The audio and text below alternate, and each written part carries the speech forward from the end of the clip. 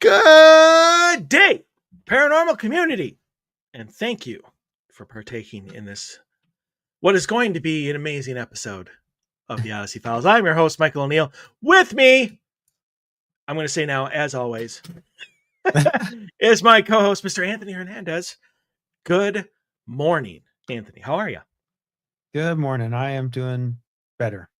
Better. We were not on last week. No. You ended up being under the weather. I ended up not feeling well. I was not sick, but was not having a good day. Blame it on my hair, if you want. It happens. But it happens.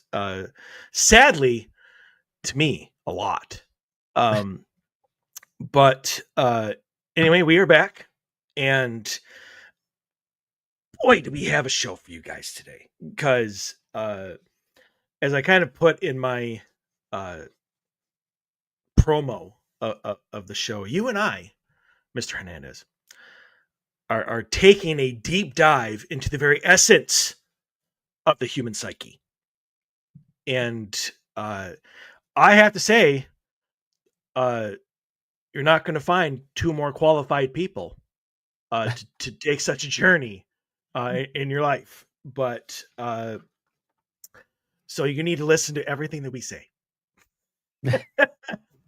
Actually, going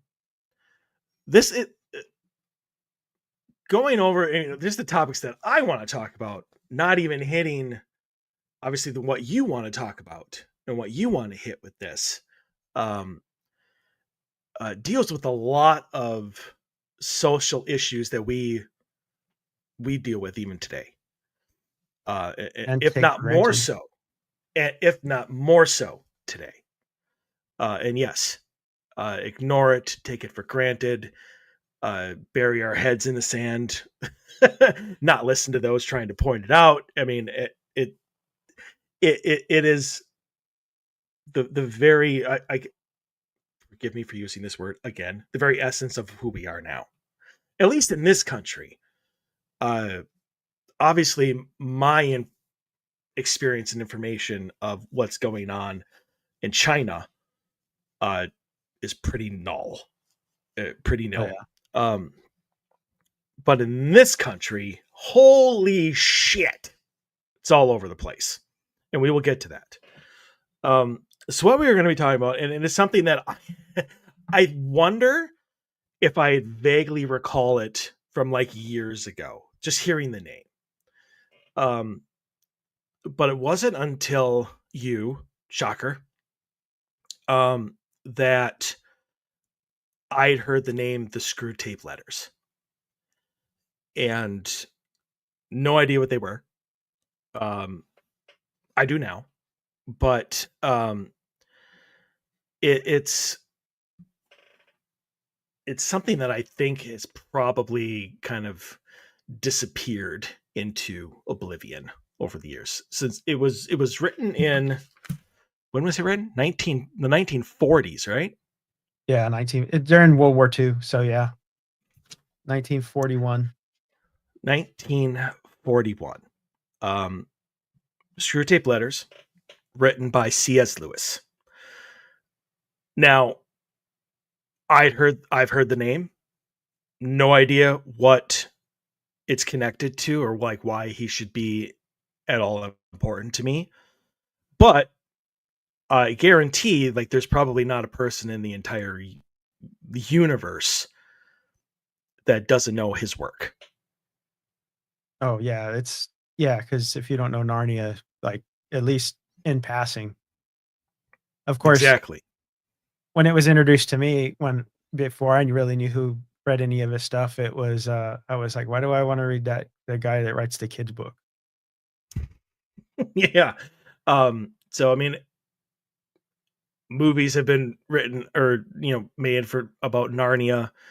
But yeah, so he is the creator of Narnia, a children's fictitious world of amazement and imagination. And then you have his other work, which is the Screwtape Letters, which is about demonic entities writing letters to each other about how to properly corrupt a human soul. Yep. So tip the balances here. Went a little outside the box on some of these, but a lot of people don't know like who he was. I didn't, anyways. And he was actually like quite the intellectual, as they call it. Yeah, he was right up there Let's with. give a lowdown on that one. Well, he was out of Oxford. He was Oxford educated, and I mean, he was a literary. He was hanging out with J.R.R. Tolkien and Hugo. Can't think of the guy's last name right now. Anyway, he was hanging out with basically the big heavyweights for academia back then, and they're sitting there discussing these things over beer and pipes, basically discussing philosophy. Plus, he had I want to say he'd served in one of the wars. It had to have been World War One that he was in with Tolkien, or World War Two. But him and Tolkien were both had both served in the war at the time also, so they got that experience with them as well. Obviously, for anybody who doesn't know, and shame on you for not, 'cause even I do. Obviously, J.R.R. Tolkien, writer of the Lord of the Rings books. But it was World War One. They were both in World War One. But like I think what happens with a lot of people when they go to war, they lose their faith, or it reaffirms the fact that God doesn't exist. And he was like that. Like, he was a staunch atheist. Yeah, he's described as, at least at first, being a hardened atheist. He was very set, and he was very logical in his approach to religion and philosophies and stuff like that. So he had experienced, I guess, some of the tragedies early on in his life that set him down the atheist path. So for him to come out with something like this was, even Narnia, I think, was a something drastically altered in his life for him to see those things. Now, granted, the war probably was a part of that, and seeing those things. But he talks about finally embracing Christianity on a motorcycle ride with his brother, although he doesn't. I have yet to find any real details as to that, but I've known a couple of people who were atheists along the way that have switched to Christian, or have switched to religion, and they're not really open to discussing what made them exactly change. Like, that's interesting to me, because you just don't. I don't know. Change I your guess worldview. yeah, on a motorcycle ride. I mean, unless you literally see something that can be explained no other way. Yeah. I mean, if I'm on a motorcycle ride, I don't have a brother, with my sister, and I don't have a motorcycle, but say car ride, and I see, the Archangel Michael suddenly, pop down with his sword and blazing in glory or whatever, then yeah, I will absolutely change my belief system, because that's not something that happens every day. No. But then again, I would definitely discuss it. Like, there would be an emergency episode of the Odyssey Files if that were to happen. Holy crap, look what I saw. Yeah, it'd be like, let me tell you this story. Anthony, get ready. We're going live. Like, I wouldn't even wait to get home. I would just go live from my phone, like there on the street. Like, it wouldn't even wait. So, I mean, it's, I guess it always, and I know this happens a lot. Like, people have some major event, whether good, whether bad. Unfortunately, some people have bad instances, which convert them to Christianity. But I mean, that's not even really so much they want to believe, it's they want protection, Yes. from it, and they think that Fear. that's the only way they're going to get it. Yeah, like that's fear. Um, so the fact that like it's just not out there, like what happened to him from a hardened atheist to theism, is that how it's pronounced? Yeah. Theism. I've never even heard that word before. So, okay. And then to embracing Christianity. And he did this all before the Screwtape Letters books came out, correct? Correct. Okay. Because there's a timeline thing here. Yes. So he's known throughout at least his community or whatever as being an intellectual. He's Oxford educated. He's hanging Yeah. out with J.R. Go ahead. I was going to say he went on to be a professor for I think Cambridge. Mm-hmm. And so, yeah, he was about as highly ranked in the academics as you could really get at the time. And I get somebody like that being able to write Narnia. That's just imagination. I mean, that's just letting your imagination run wild. Or being inspired by something you saw in a children's store or something like that. You're like, that would be, what a great world that would be. Let me write that.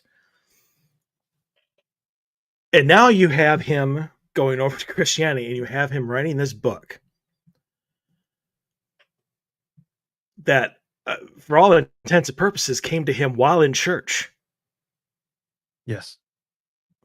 And he most importantly with his process with that wasn't his, like, stories didn't just appear to him fully fledged out, fully ready to start writing and go to town with. And this one, he said, came to him almost all the way complete when he first when it came to him. And the names, he said, also popped into his head. So to me, like, you're kind of breaking up a little bit. Am I back? Not yet, not video wise. Yeah, now really? You're starting to move. I'm starting to... now you're froze again. What? Oh, right in the middle of my dance too. If people are able to hear me, they're able to hear me now, right? Yeah, I can hear you now. I can see you. You're starting to move now. Add this to the internet list. Yeah. Oh, internet, why have you forsaken me? In modern terms, is what I was trying to say. Like this would seem to be like a download, which yes. Psychic mediums and stuff like that are very prone to that. That's the term they like to use, is when they're being sent information for whatever reason. They call it a download. And so here's my question to you about this. Let's just say, for the sake of argument, it is information that's being sent to him for the specific. I know I wrote down truth. Yes. Sorry, that's a before show type thing. Hold on, I'm gonna write before I forget again. Sorry, I wrote down a whole bunch of notes that I wanted to get to, and I just wrote down truth with a question mark, and then I had no idea why I wrote it. I now know. Okay. So one of the things that Cena likes to tell me is that one of the great things why this show and myself in particular need to be on it and needs to exist is we're here to get the truth out. Supposedly I am a truth teller, which I am, because I don't lie unless you're my boss. But just kidding. I don't lie to my boss either. There's no reason to. But do you think that this is two-part question? Do you think that this is one, an attempt for it to get a very, I don't want to say powerful, but a very well-known author and intellectual to have the ability to get this truth out? And two, which side do you think it came from? Yes, I do think it was intentional and it was a download or a flow of information to him. And I think it was from the righteous side or the angelic side, I guess. Because and I think he wrote it as a satire because he didn't like if you were to I think if you would have wrote something like this back then and called it you got this as a message from God, they would have called you crazy and wrote you off. So the only way he could really get it out there was to publish it the way that he did. But even when I first read it and it was presented as a satire and a funny novel and stuff, you read the book and you can just start seeing things fall into place. I mean, it just you see yourself, it's like a mirror right there. You're looking at the things that happened to you and you can start putting them in this book that was written way back then. Um, and we'll get into this a little later, but I mean, you and I were having that conversation before the show that, as you take things that he wrote about in the book, things that they are trying to do, things that are in these letters that Screwtape is sending to his nephew Wormwood, who is in the process of trying to corrupt a soldier's soul. But he crap. I know I should have written it down. But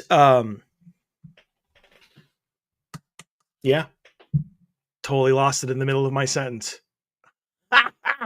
The distraction. Maybe because I shit you not. I just writing my list here this morning of things that I wanted to go over. I went through 3 pens because 2 of them stopped working.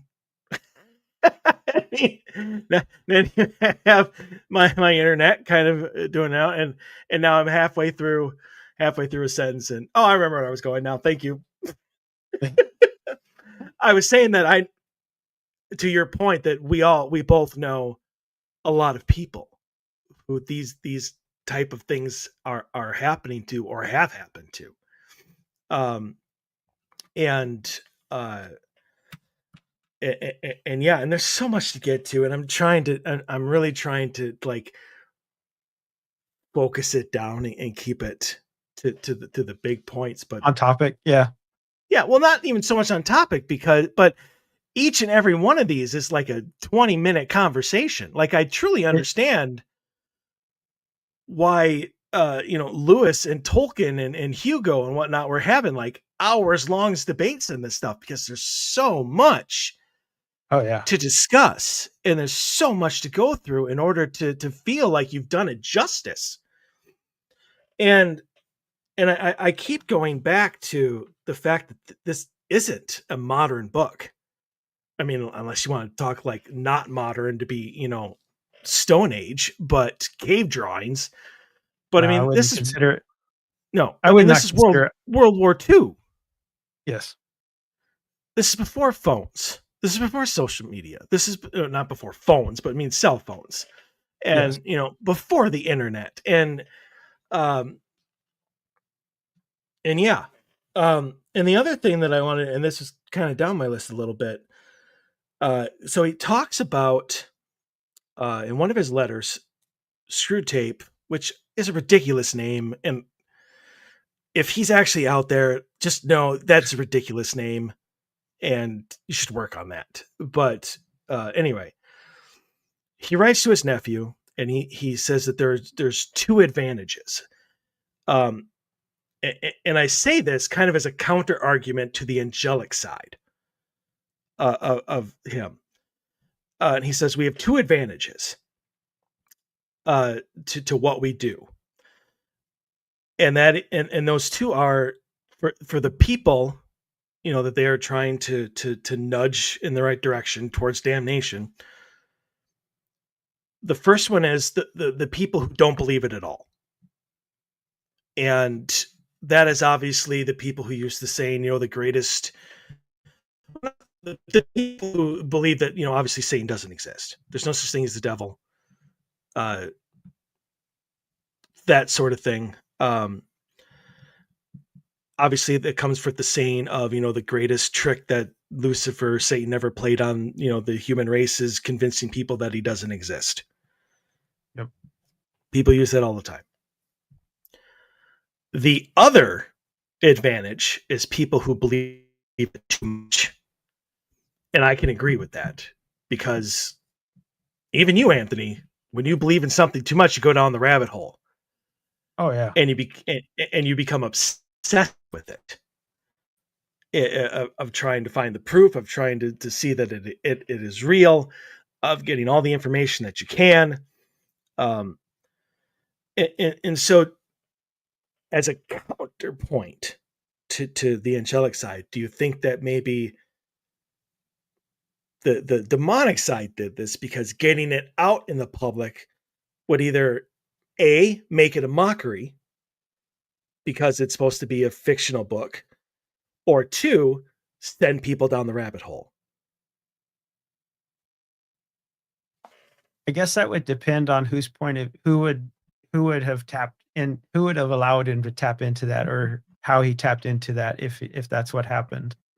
Because from Screwtape's point of view, no, I don't see him letting that out at all.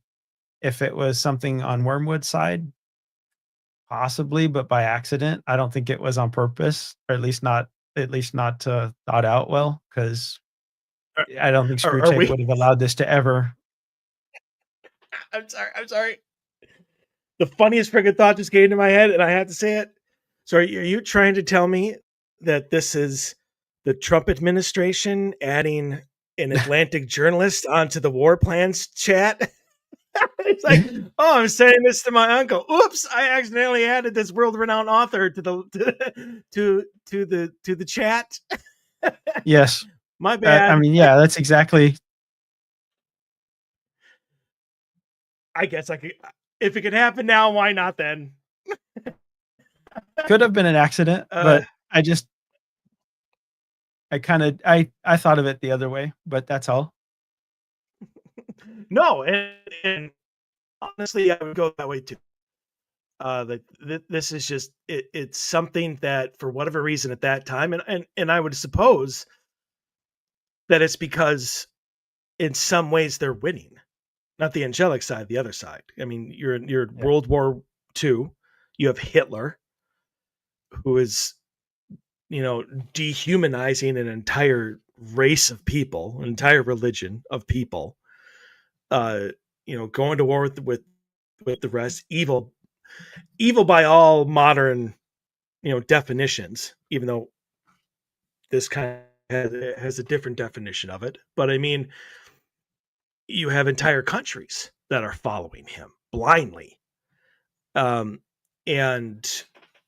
massacring people, genocide, all this other stuff. I mean, why would you not, on the angelic side, try to shine a little light on why that might be?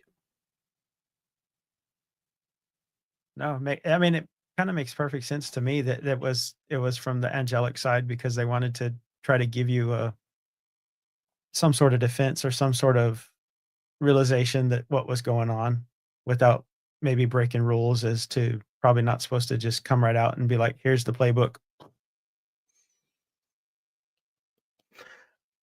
Okay, this is. I know we talked about staying on topic. This is kind of Yeah. on topic.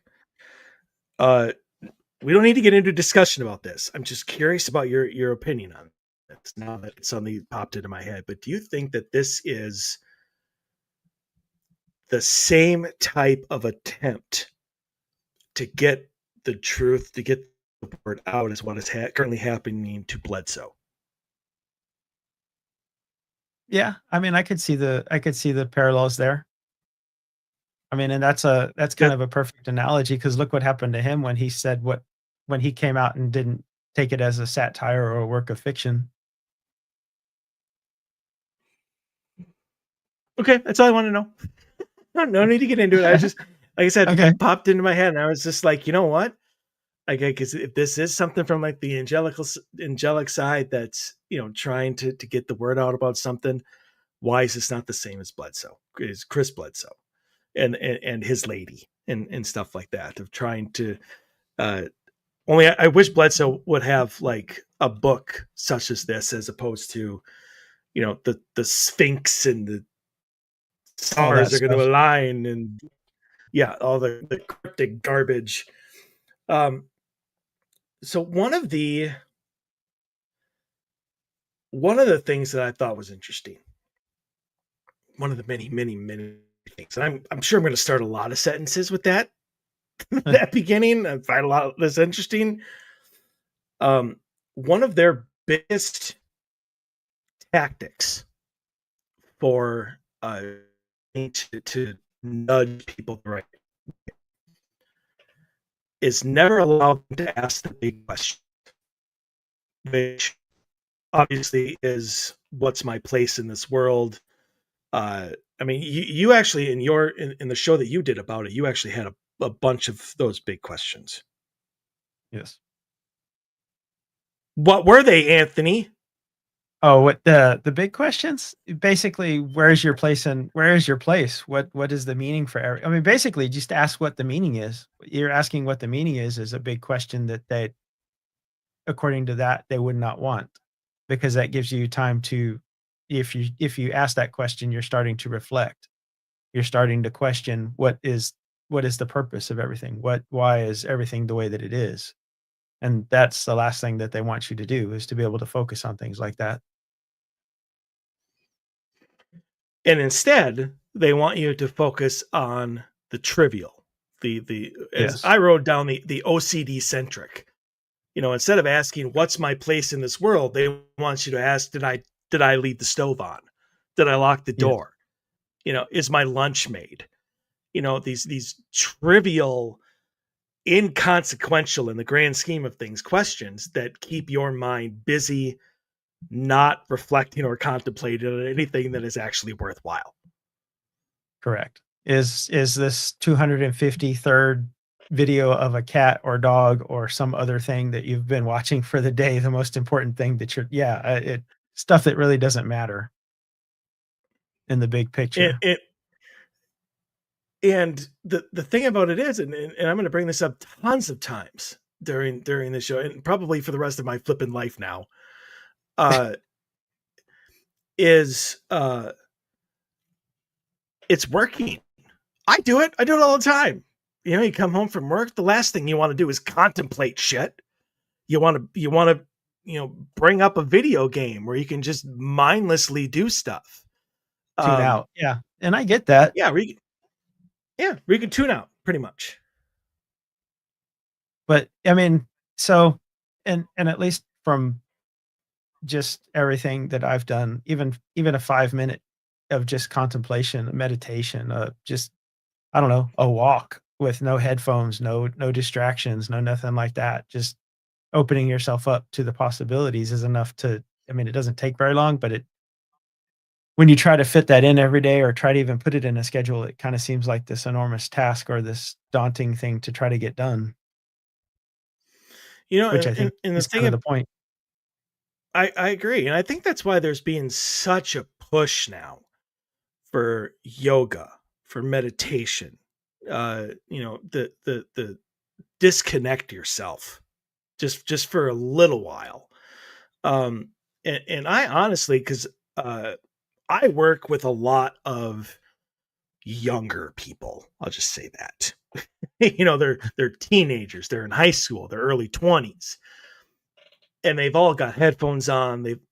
And we're supposed to be working as a team, but they're headphones on. They're probably listening to a podcast. They're listening to music. They're doing their own thing. And like I try to tell them, give them an order. We're like, what? Like they're just not paying any attention. Attention.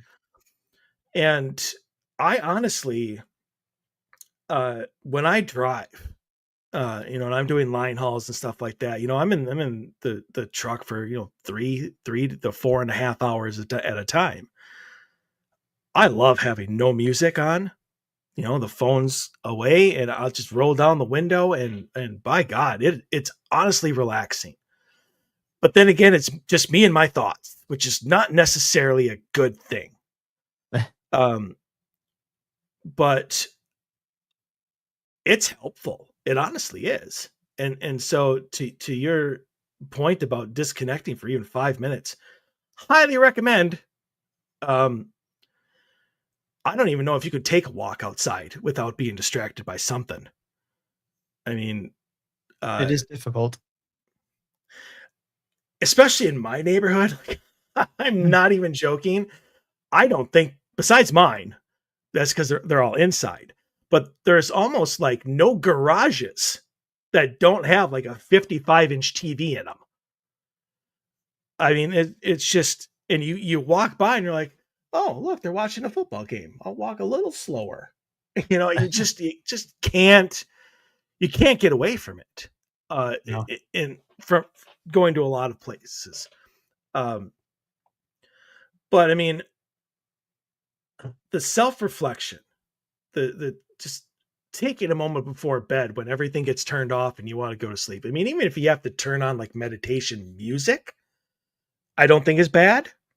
But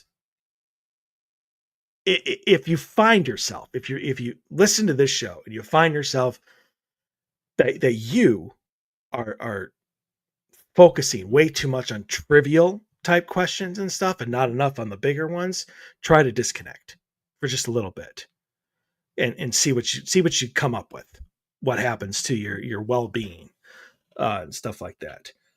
Um, because and this floored me, and I told you this too, and even you were like, yeah.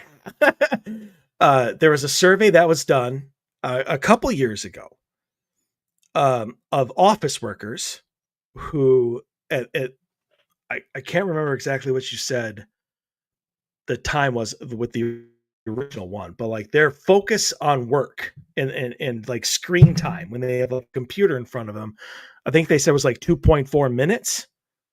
Yeah, I 2 think was what 2 the 4 something, yeah. yeah. The latest one that they did, which was obviously recent and only a few years later, that time is down to 47 seconds before they're distracted by something. That floored me. That's not a long time. Like I can hold my breath for 47 seconds. Yep.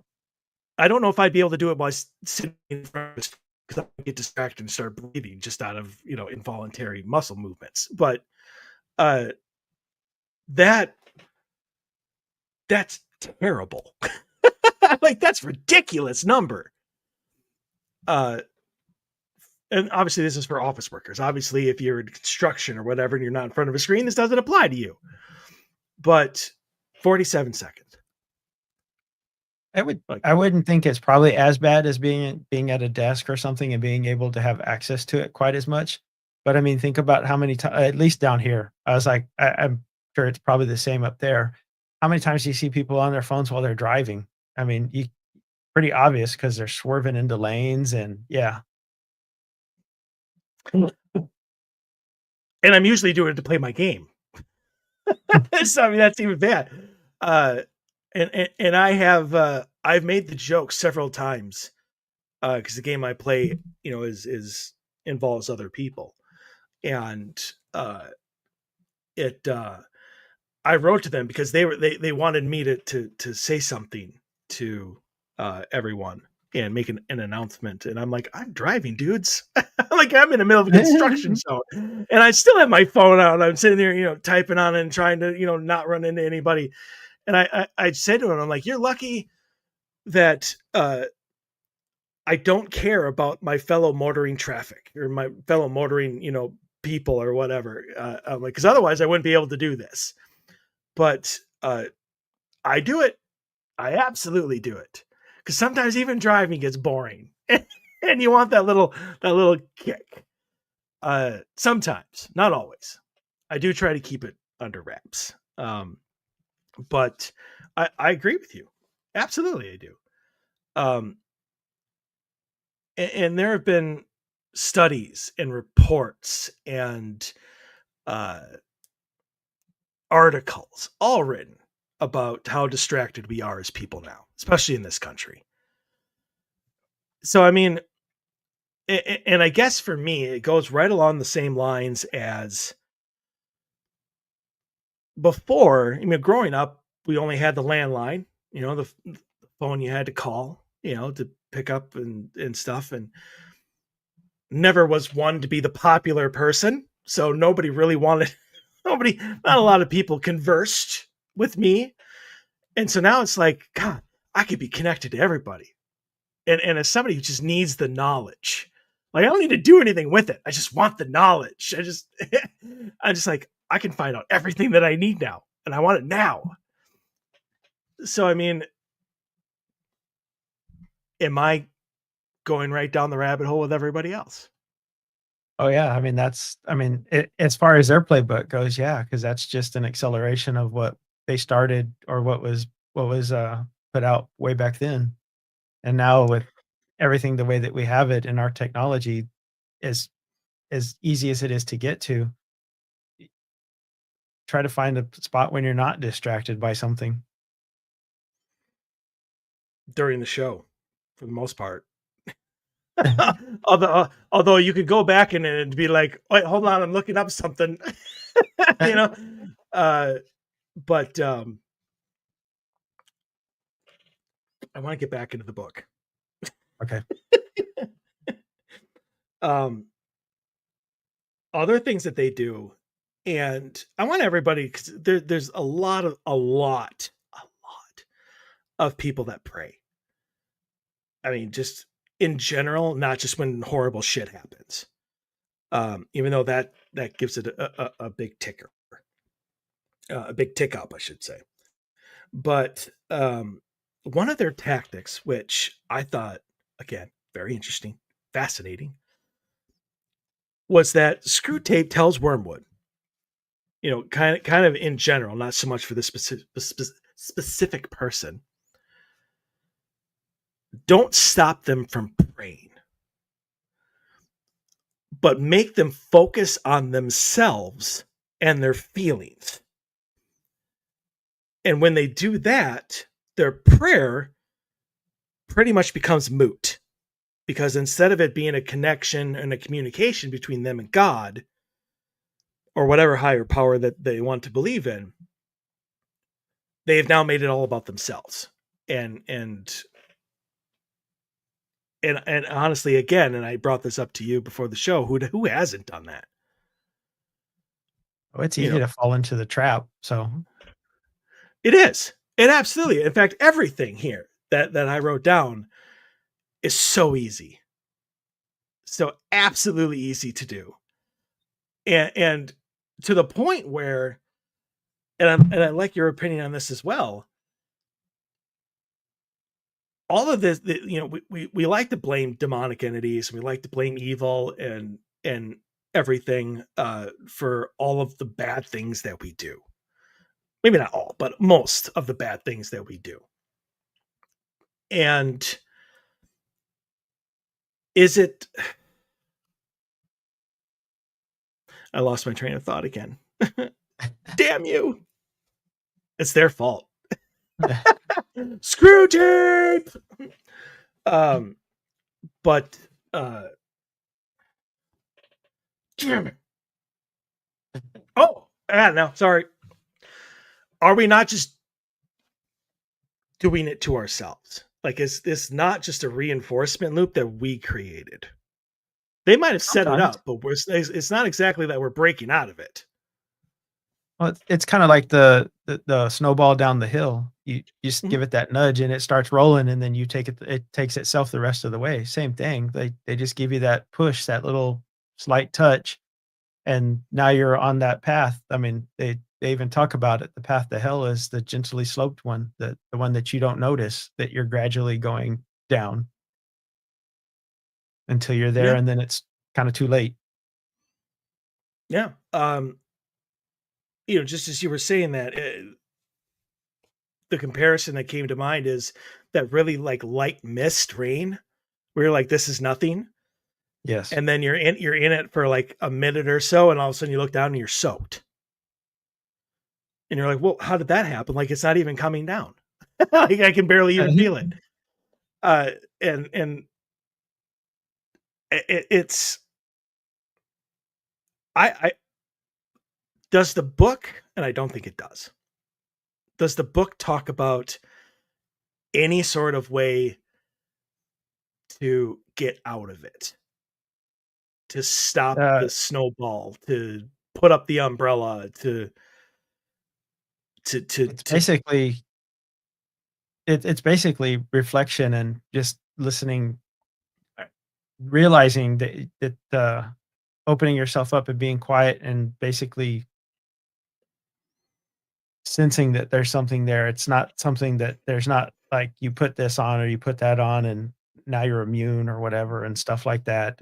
I mean, it doesn't work like that. You have to actually reflect. You have to become aware and have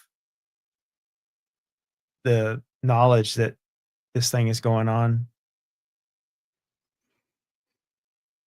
so you need that self-realization.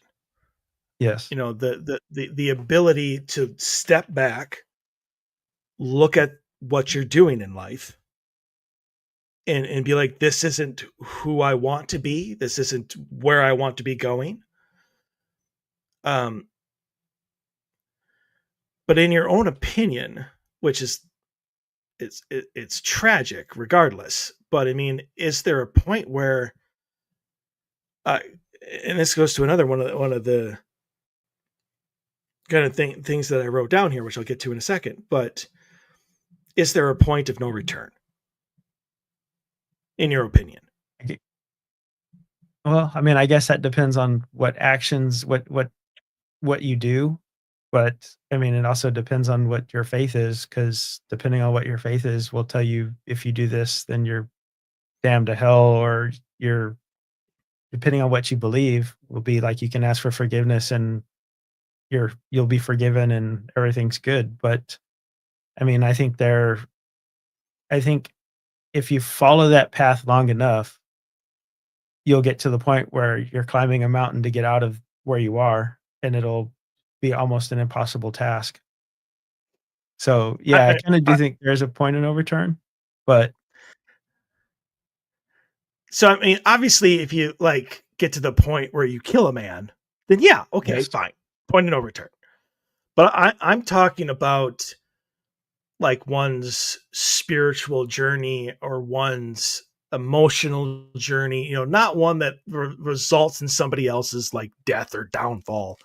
Oh, Where, okay. where society, I mean, obviously, I don't care about your spiritual journey if you shoot someone Yeah. because of it.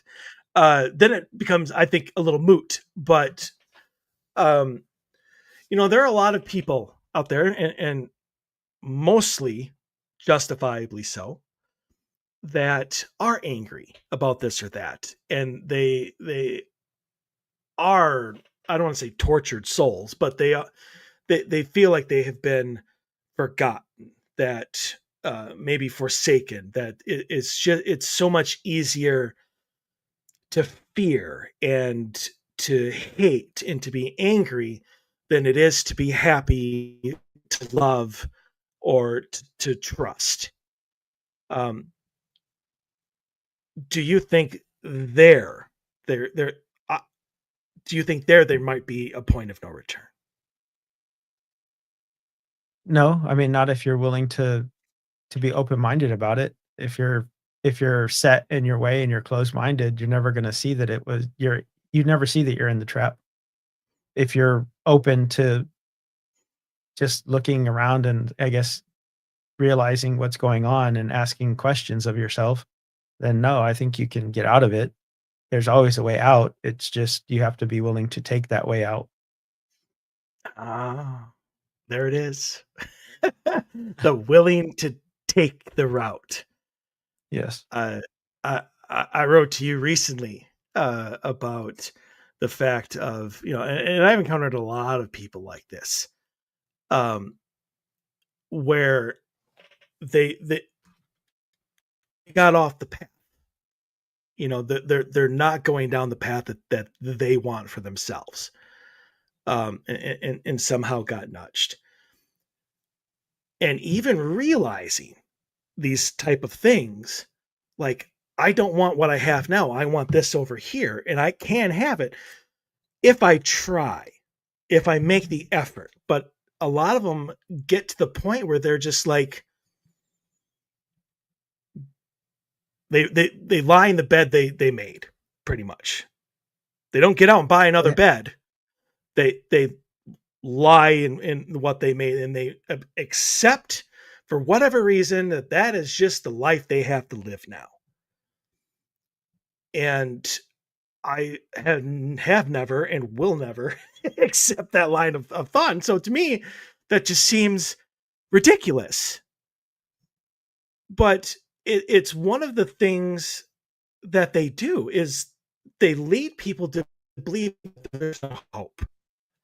They lead people to believe that they're not good enough for whatever, that they don't deserve it, or they're useless. A lot of people would call it low self-esteem, but isn't. I mean, I definitely think there's some bit of truth with the book as far as like the manipulation and stuff like that. But I mean, ultimately, people they can get out of it, but they have to actually want to get out of that hole, or they want to take a different path. You can't force someone to like, look, this is what you're doing. It's wrong. It's this and that, and they're automatically gonna come to that realization. It's something that you have to, I think, realize yourself. Your eyes have to be open to it, because if you're not willing to see that truth, no matter who tells you the sky is blue, you're gonna say it's pink. You're going to see it as black. Yeah. A starless sky of just black nothing. Like Iowa. Um, but I mean, you and I both know people who have that type of mentality, where it's just, Mhm. no matter what you say, no matter how amazing you tell them they are, they don't believe you. No matter how much you tell them they deserve something, they never go for it. And I was actually watching. I was watching The Office. um, and um, there was a scene. It was a bunch. It was a Women's Day or whatever around the conference table, and uh, uh, Jan is trying to show Pam, one of the main characters, this pamphlet about a like graphing design program that the company offers. And she's like, well, I got this, and then I have to that. And Jan just she goes, there's always a million reasons not to do something.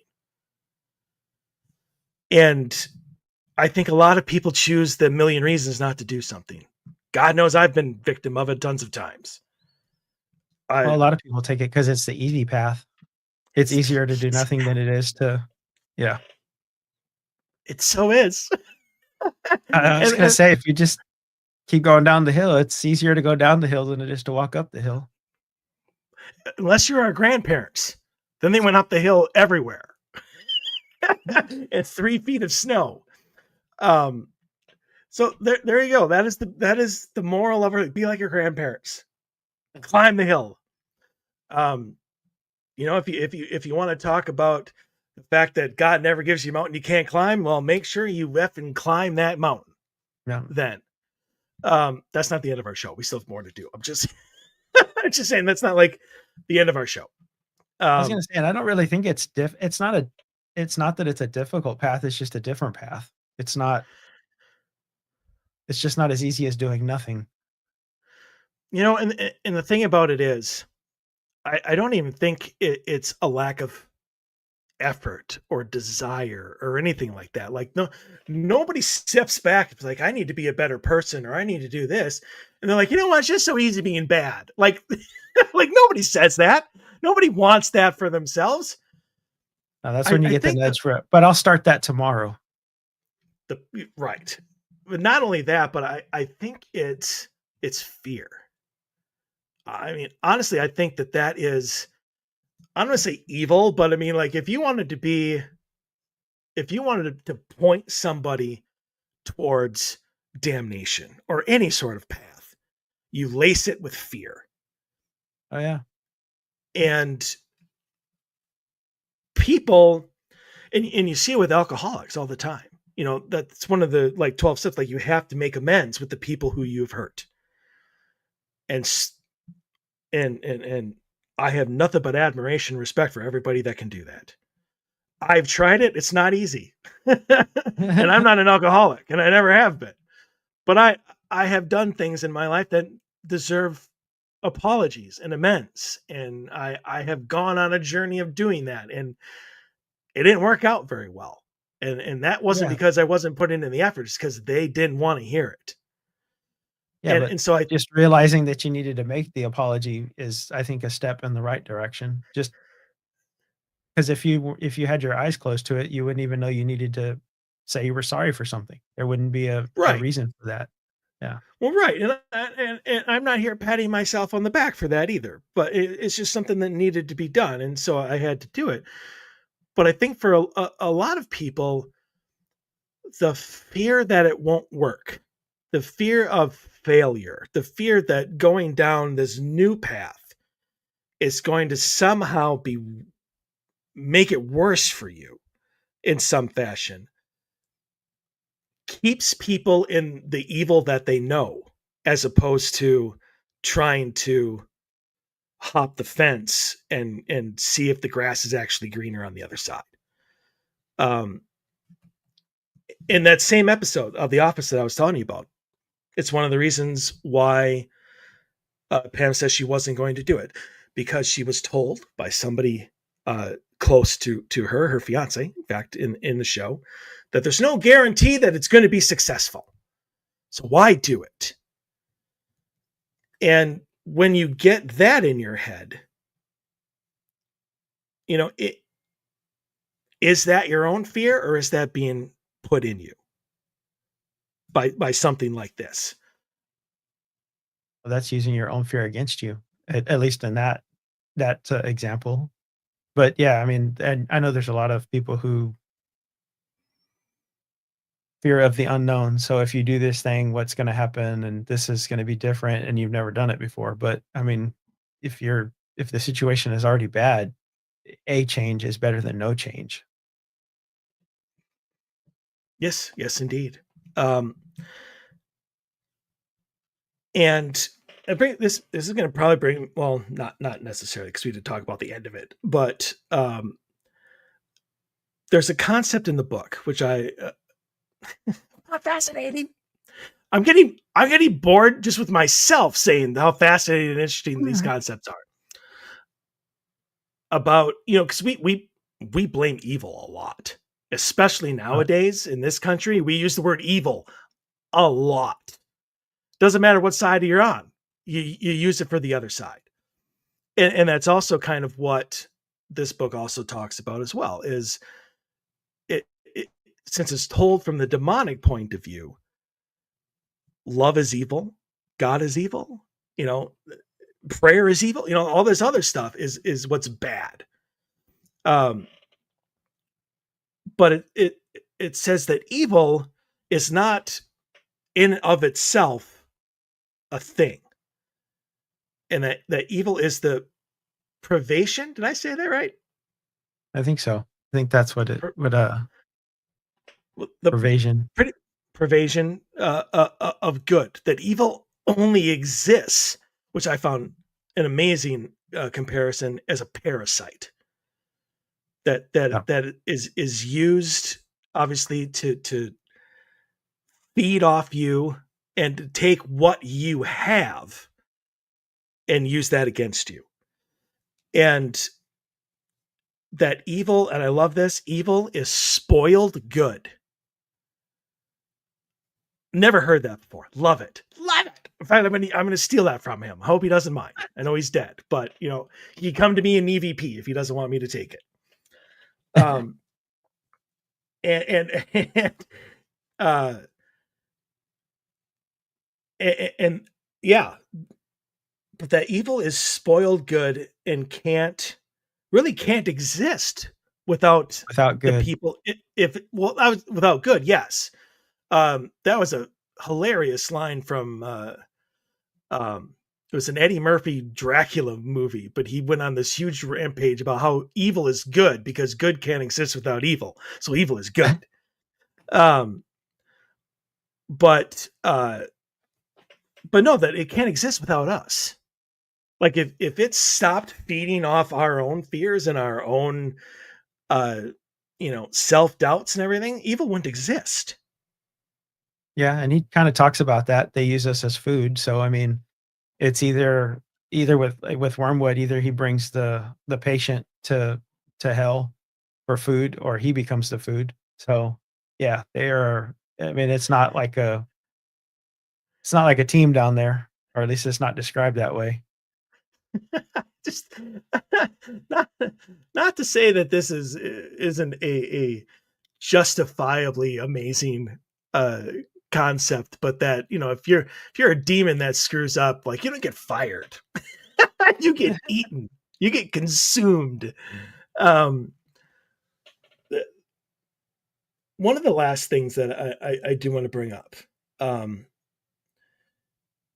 and there's a lot of people, uh we talk about the seven deadly sins a lot. uh oh, I can't even say a lot because I don't even know if I could name them all. Obviously, pride, gluttony, vanity, lust, sloth. Uh, how many is that? Let's keep track.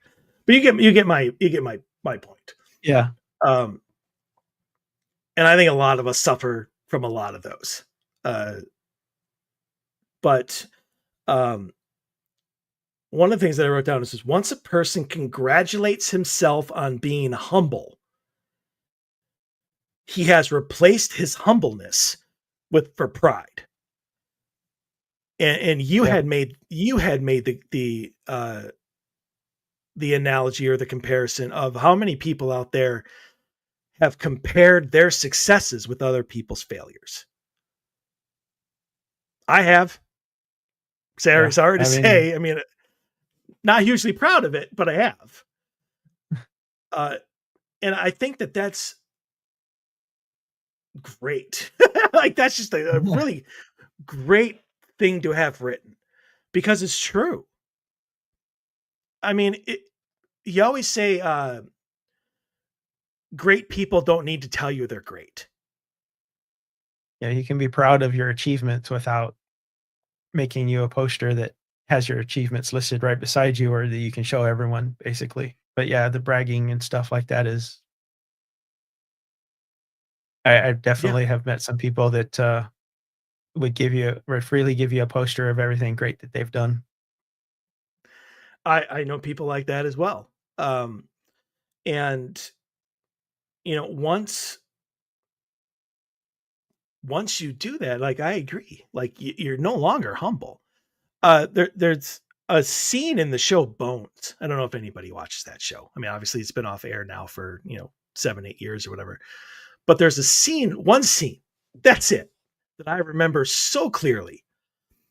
And uh, everybody wanted to know what Booth was doing. So he was doing something fishy, suspicious. He was acting weird.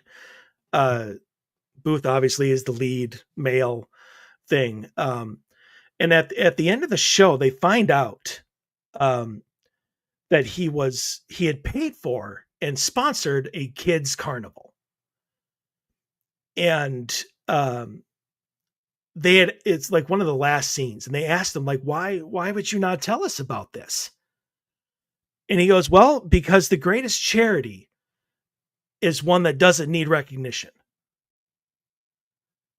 He didn't care. And I honestly, I have tried.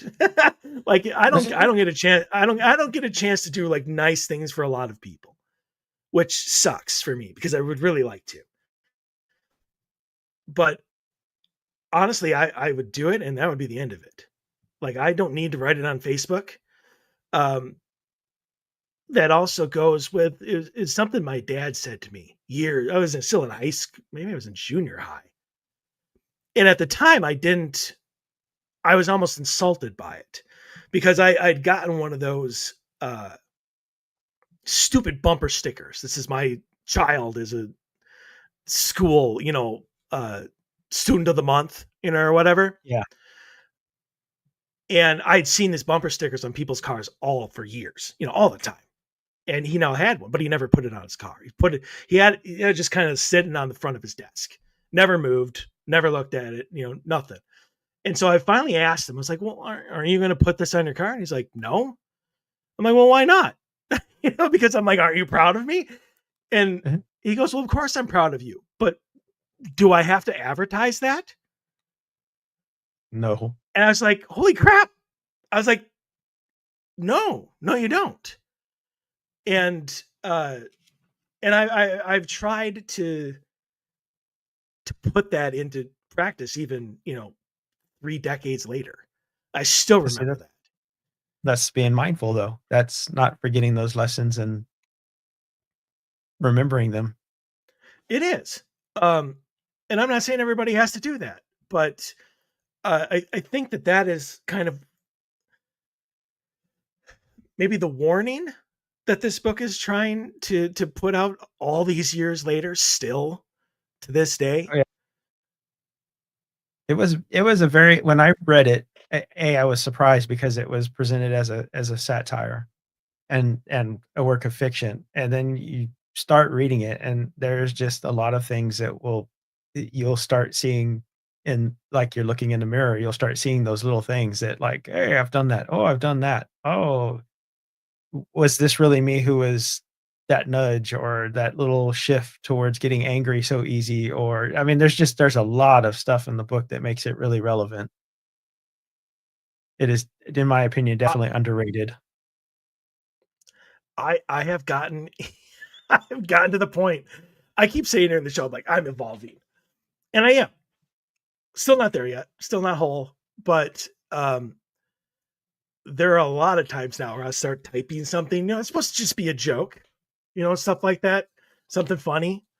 And I'm just like, if I'm questioning whether I should do this or not, I shouldn't be doing this. And I hit delete, delete, delete, delete, delete, and it doesn't go out. So, I mean, if anybody who is listening to this show gets that into that situation where you have to question whether you should do something or not, The answer's you probably no. you probably shouldn't. Um, and that leads me to one of the things, and I'm surprised that it honestly hasn't come up yet in the show, at least not specifically. But one of the things that baffled, and I get this just from the lessons I've learned over just being a paranormal investigator, the thing that they can't understand is love. And I think that we should spend a couple minutes talking about that because I think that's very important. It's not so much well, it is self-realization. Like that's a huge part of it. But the way you come back from it is love. Caring, love. Yeah, I mean, it, I think it's something that they've never known, so, and ultimately, you take where when Lucifer went against God and went against the forces and fell, was because he wanted to be greater than God or just the same as God, and it was I think that he never knew love to begin with, and since he didn't know it, the rest of them don't understand it either. So it's something that baffles them. They can't wrap their mind around it. How caring about someone other than yourself is a worthwhile or a good thing. And honestly, I would think that would go more towards the saying, love conquers all. That, that sort of thing. I mean, yes, it's a cheesy line, but Yeah. it's not necessarily wrong. No. I mean, love, caring, compassion towards another person that yeah, I mean, it all kind of clicks into place there. And if they're just feeding off of they're just using you as a food source, like, there's no like, it doesn't matter if it's you or me or whoever as long as they get their food. So, yeah, they don't really even see the value in that at all. And almost since the beginning, when I first started down the path of being a paranormal investigator, uh, one of the things that I've always taken to heart and remembered is, if you're ever in like a negative type of an investigation and you're not sure if you're being influenced or if you got an attachment or somebody followed you home or anything like that, I was always told to just watch your own self, how you react to things. Like if they hate laughter, they hate happiness, they hate happy, like loving music, that sort of thing, like the stuff that makes you, a happy person. And so a lot of times, like the next day after an investigation, I'm on my phone and I'm watching, videos or whatever, but whether on YouTube, if I'm laughing my ass off at them, I'm like, all right, I'm all right. Like, Oh, because they yeah, would do everything in their power to stop me from doing this. yeah, I was gonna say they tend to focus towards the non-joyful stuff. I mean, if you experience joy, I think that kinda pushes you in a direction they don't want you to be pushed into. I would be more like the person who cut you off, and now you're just angry, and the next person that does the littlest thing to you is gonna just set it off. That's a it wasn't the person that came after them, so why are you so angry with that person? Because that person had nothing to do with the previous person. No, Yeah. basically, just I was gonna say basically just building it up until you finally react. You blow the stack.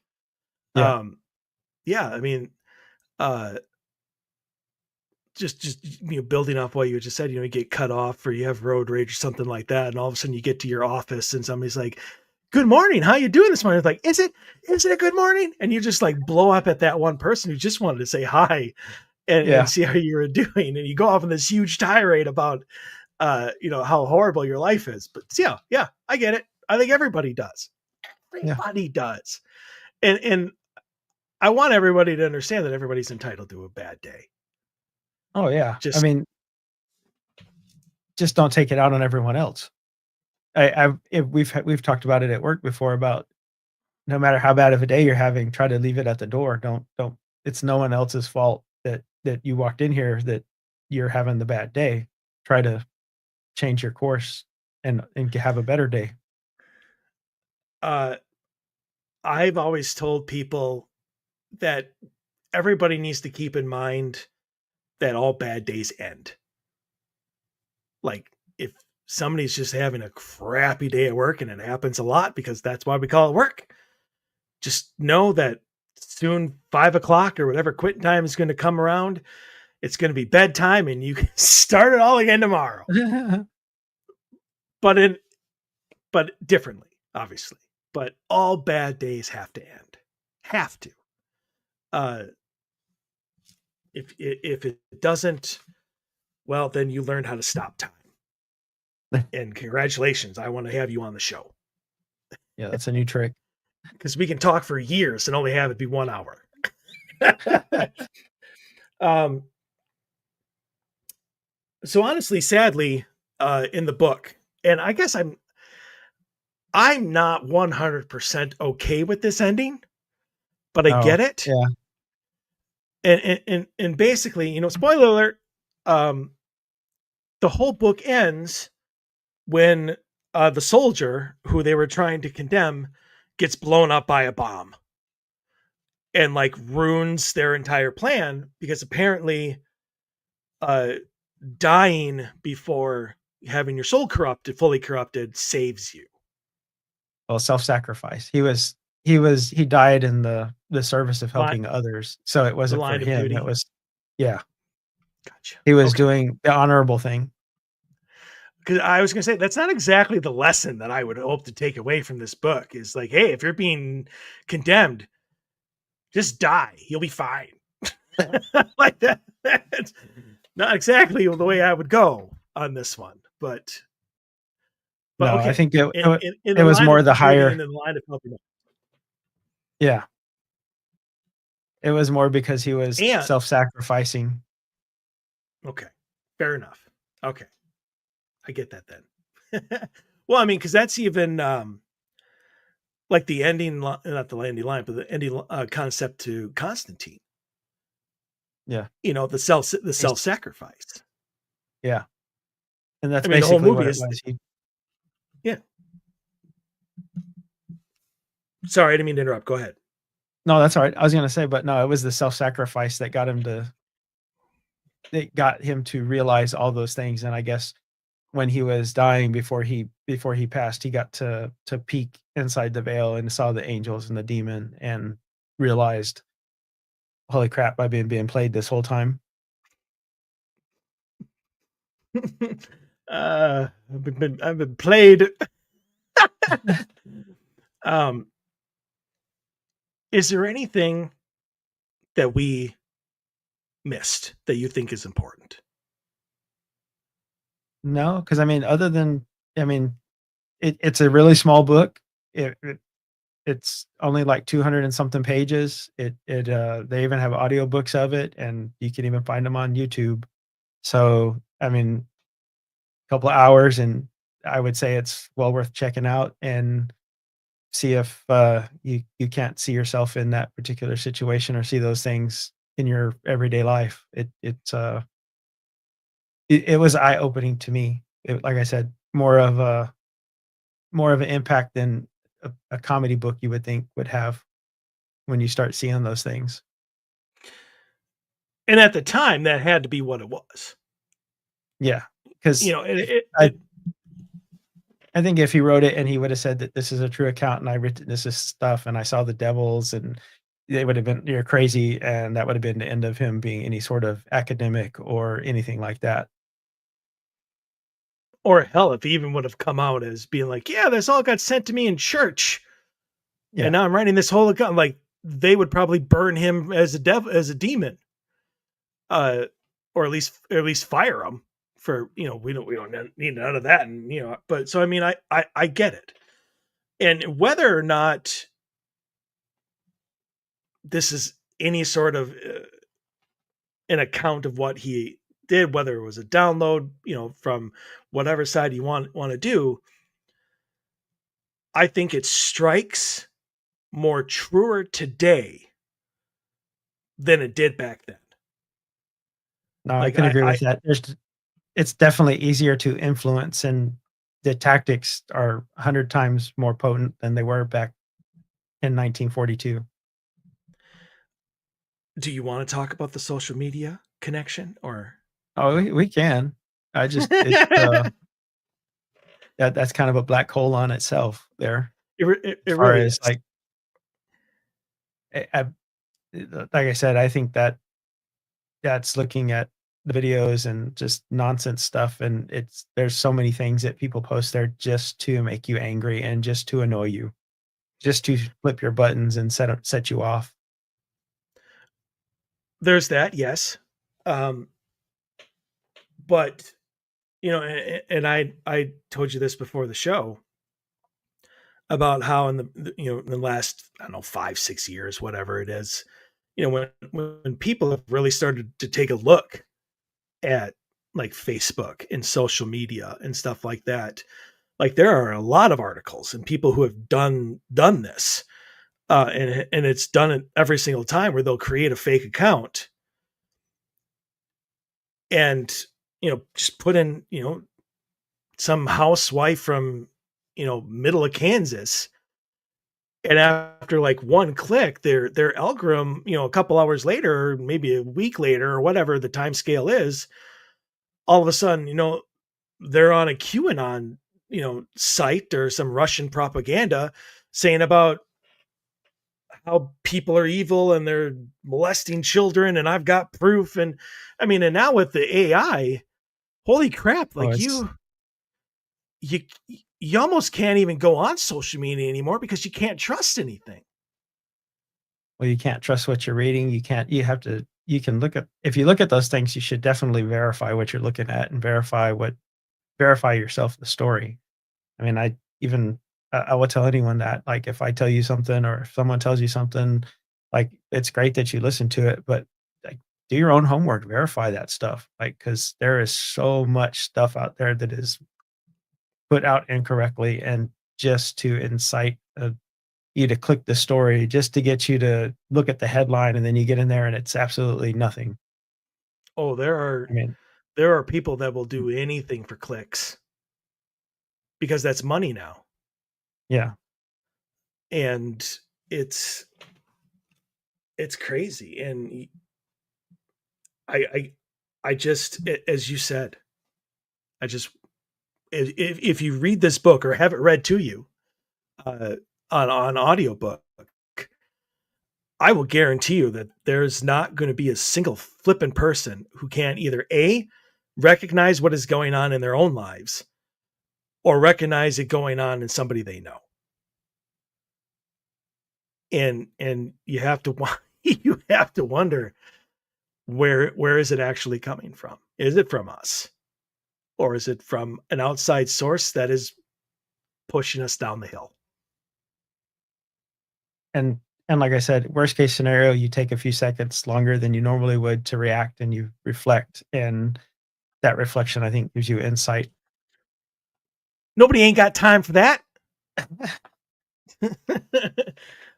Those 2 seconds, I could be 3 steps further down the road. You don't know. I honestly, I see that all the time. People that cut you off in traffic or whatever. And you're like, what'd you just do? Save yourself 3.2 seconds? Like, You got here and, right before me at that next stop sign. like, and now you're an asshole. It's like, is it really worth it? But to some people it is. And honestly, I do it too. So I mean, like I am not I am not a saint here. 100% not. The only difference is I Oh, can admit it.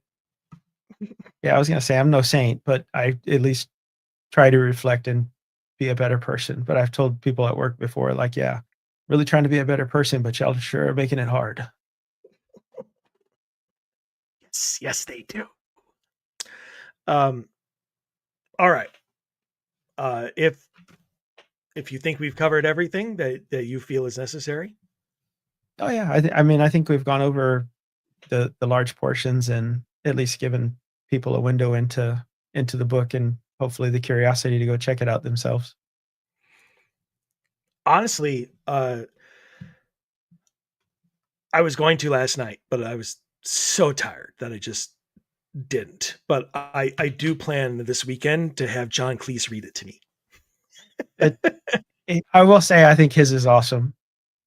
If you like Monty Python, it doesn't get much better than that. Uh, and it's free on YouTube. So I mean, you really can't get much better than that. Like you don't even need a Kindle to do it. Nope. Just go on YouTube, type in the Screwtape Letters audio. Letters, I'm assuming Letters yeah, audio. I'm sure it John will come up, Cleese, and you're there. and you're there. So uh, I definitely just think if you are trying to do some self reflection of your own, and maybe you're trying to see if there is something in your life that maybe you've missed, that might be a good where good place to start. Nice starting Definitely a off good point. starting. Oh yeah, definitely a good starting point. Point you in the right direction. Um. All right. Well, Anthony and I will be back next week. Um. It is. I know for people listening later, it will no longer be, but this is a holiday weekend, so I hope everybody enjoys their Labor Day. Or enjoyed your Labor Day. And yeah, we'll be back next week with another brand new episode. Until then, stay safe, stay happy, and in case I don't see you, good afternoon, good evening, and good night.